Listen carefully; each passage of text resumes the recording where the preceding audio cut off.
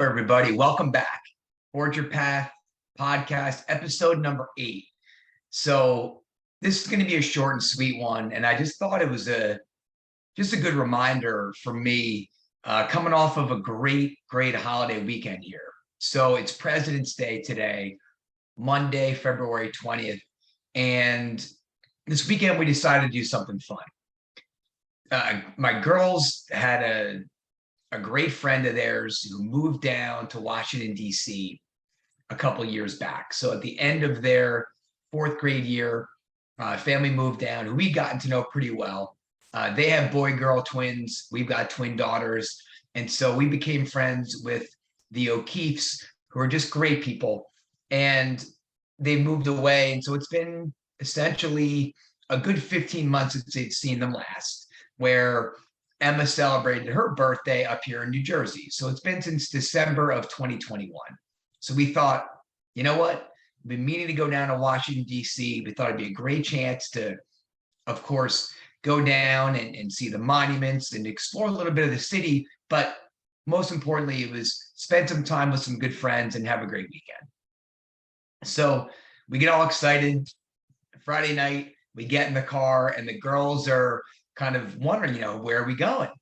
And, so we always like to try to surprise them. And so we're talking a little bit about, we give them a couple of guesses, and then usually sometimes we keep them in suspense, but they immediately within 2 minutes, they said, are we going to DC to see the O'Keefes? And we said, yes, we are. So everybody's in a great mood.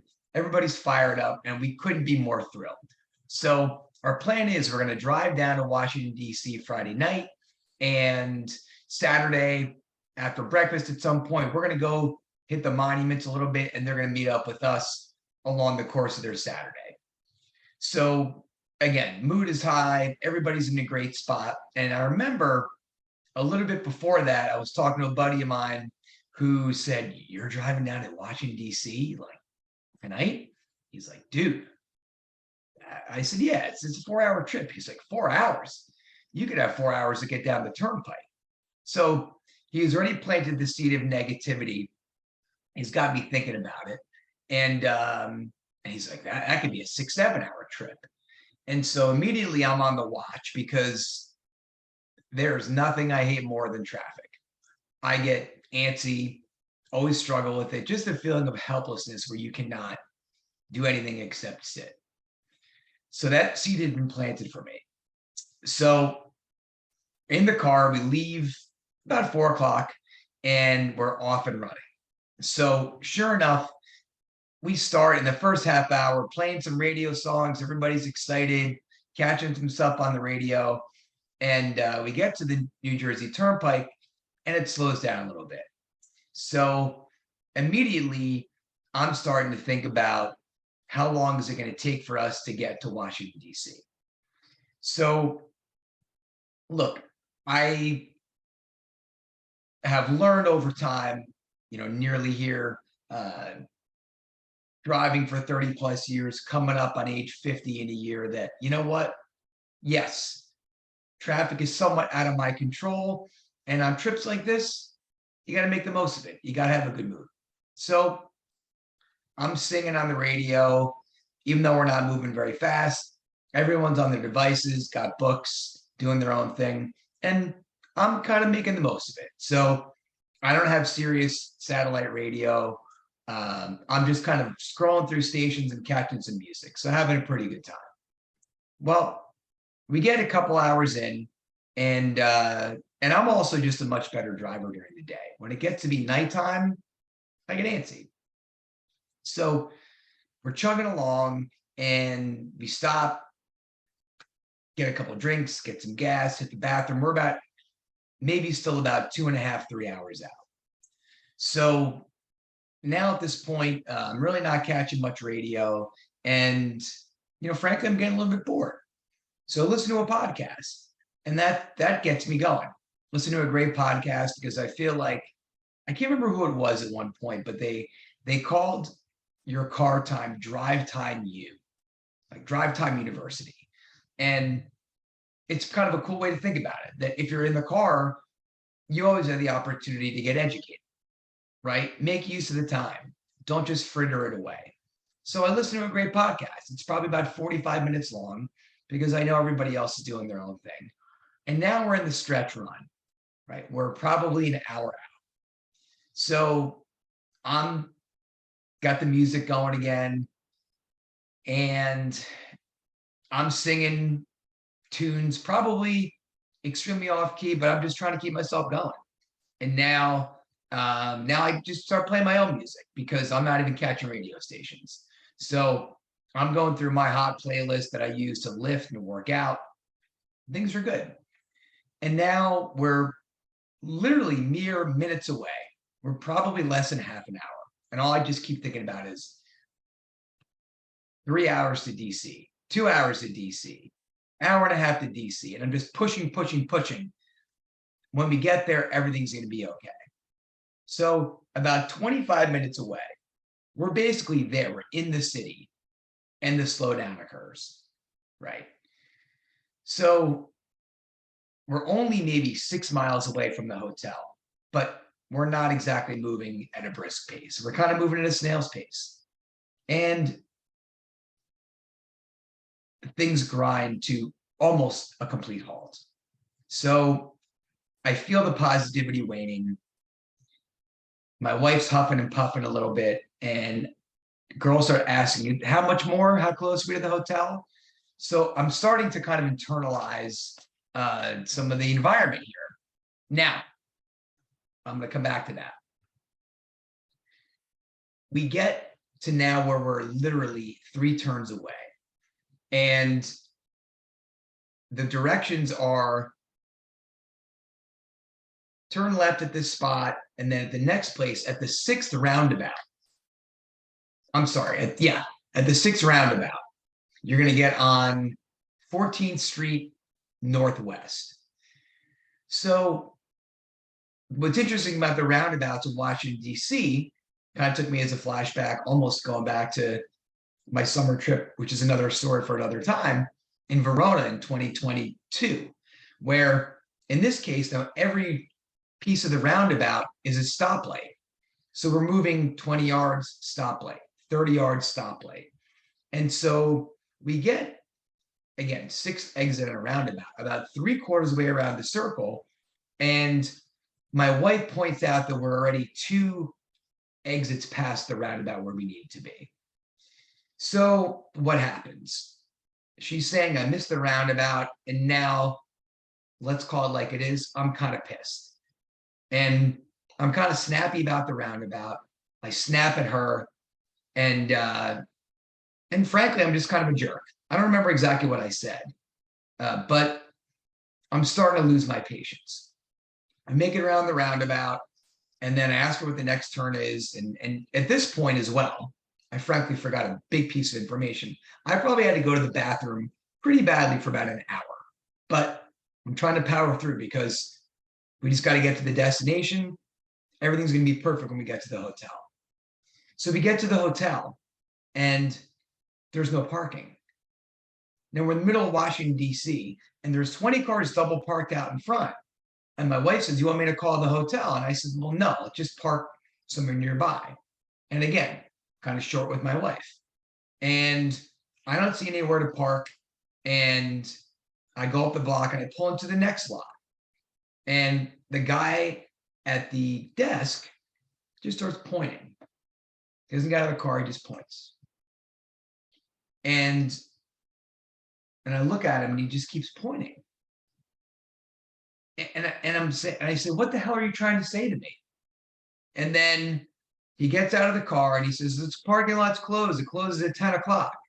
Now, I don't understand because it's now 9 o'clock p.m. It took us 5 hours to get there. And we pull out of the lot, and I drop an F-bomb. So I curse in front of the family. And I'm pissed. So we go around the block again, and my wife's like, do you want me to call the hotel and find out? I tell her no in so many words. We swing around the hotel, we see a lot next door, and I pull on that lot. Find a spot. We essentially get there, we park, and there's maximum tension. Tension's gone from probably a 0 to about a 9. My wife's not happy. I'm not happy. My girls are tense. We're getting everything out of the car, and we get the bags and lock the car up. We walk across the street and we get to the hotel. And now, guess what? My wife's not in the greatest mood. But we're hungry too. It's 9 o'clock at night. We haven't eaten dinner. So we get up, we check in, saying, please, for the love of God, let's go downstairs and eat dinner. So I'm going to cut the rest of the story short here. But here's the thing. So we get there and I drop the bags. Hey, we made it to DC. Let's go, everybody. Be in a good mood. Let's go. Dinner time. We made it. Woohoo! And I'm all excited. I'm trying to generate some artificial excitement. My wife's not having it. My girls are a little unsure. And my one daughter says, Dad, I can't believe you said that to the guy at the parking lot. Now, I didn't drop an F-bomb to him. It was really to myself in the car. But I said, well, sweetie, I was mad at the situation. And really, as I realized, as I got downstairs, and by the time we got settled, we ordered food, got some drinks, and everybody's mood lightened. And within a couple minutes, 20 minutes or so, we kind of restored where we were. But here's me, Mr. Positivity, right? Mr. Beacon of you control your attitude and we control our situations. Well, guess what? For 98% of the trip, I had done that. And then in the last 2%, I completely torched the goodwill that I'd built up over the course of the last nearly 5 hours. So whose responsibility was that? Were there factors involved? Could I blame the traffic? Of course. Could I blame the fact that I hydrated too much and I had to go to the bathroom on the situation? Absolutely. Could I blame the parking situation that was a nuisance, as well as the number 6 roundabout in ways not getting me where to go? Of course. All those were factors. But at the end of the day, what was the flaw? I was so focused on the destination itself and getting to the spot, completing the mission, getting to the end, meeting the goal, which in this case was to get us to Washington, D.C. So once we got to Washington, D.C., we were going to have a great trip, problem solved. Journey's underneath us, the hard part's there, we're going to have a great time. But guess what? Doesn't the journey begin when you start the trip? Right? Were the 2 minutes or the last 5 minutes or really the last 20 minutes in the car any different than when we arrived? Well, of course not.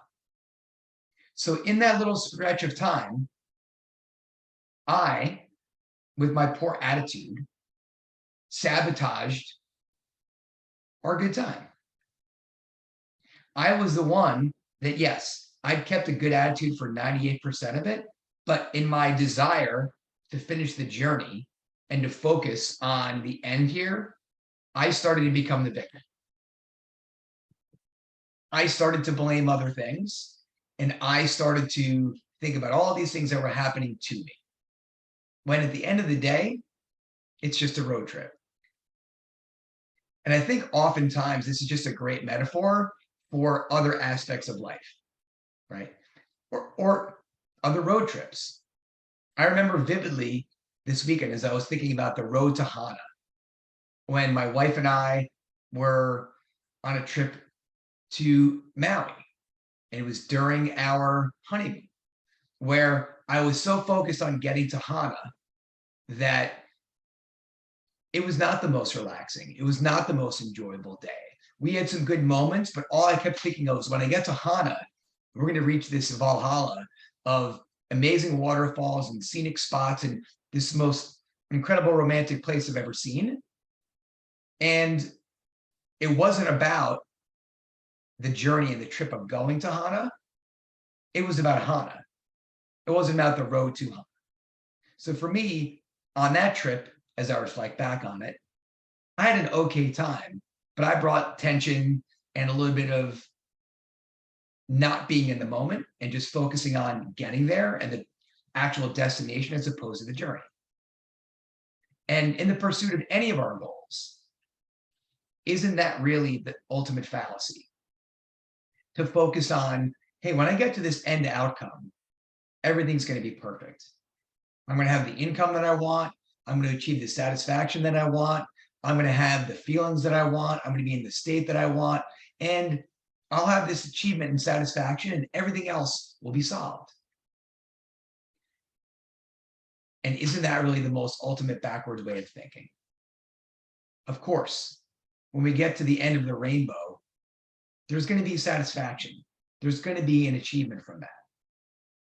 But isn't it really about the destination and all the moments that we can appreciate and who we're becoming along the way? Isn't that the true gift? So it was just another reminder for me that although in my pursuit of every destination that's out there for me, I just need to remember to embrace this journey. Embrace all the great moments, the laughter, the music, the smiles, and the other parts, the traffic along the way, right? The slowdowns, the misdirections, the missteps. It's really just all part of it. And if you take 100% accountability for your attitude and the person that you're going to try to become along your journey, you are going to grow immensely in the process. And the sooner that you let go of destination thinking and start to embrace journey thinking is when I think your life is going to be that much more enriched. So thank you for taking that walk with me. And when you think about your next road trip, I'm not saying that, sure, it isn't going to be great when you get there to arrive at that vacation or at that scenic overlook or at that place where perhaps that crowning achievement is going to exist. But it's who we become along the way and the opportunity to embrace that journey that makes the journeys of life that much richer. So thanks for listening today, everybody. Excited to share that little nugget with you, and we'll see you back next week. Thank you for listening to this episode. If you enjoyed it, please share it on social media. Also, if you're interested in learning more about my coaching programs, please see the show notes for the link to my website. Thanks again, and I'll see you next time.